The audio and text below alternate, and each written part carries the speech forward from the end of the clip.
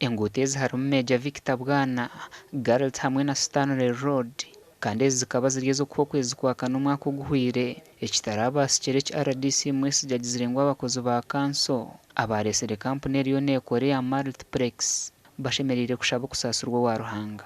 Kandi ekinagira nti eki ni kibi rwakukirigita nikimwe kiri kibi nambwe nikagira nehegi stane yatwira nambwe nikagira nti eki kampani yatwireze enguuto from day one nimbi mwita site day 2 nimbi day 3 nimbi today nimbi munonga.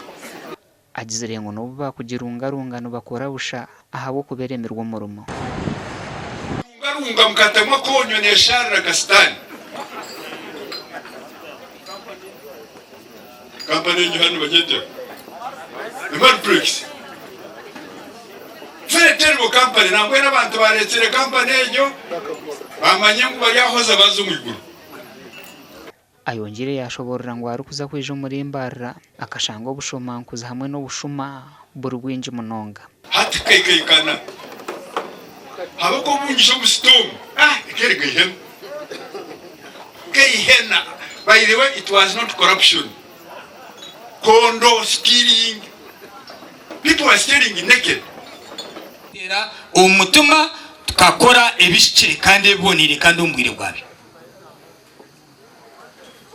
mbwene ubuntu bwiri buryomwe. Robert Mwesigwa Rukari umunyishengero wa Mbarara City North agizire ngo kwakubaho buzubu no bakwataho bona nkabebembezi and tuja manya kateka nakakachenesi naka stay crack. It is for all of us.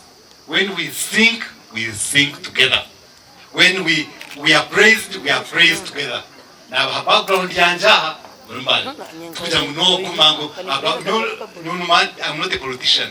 Abakozi bongire bashabwe kureba ngo bakore ebishikire omu mwaka ogu okwenda kushongera entunguko muri Mbarara.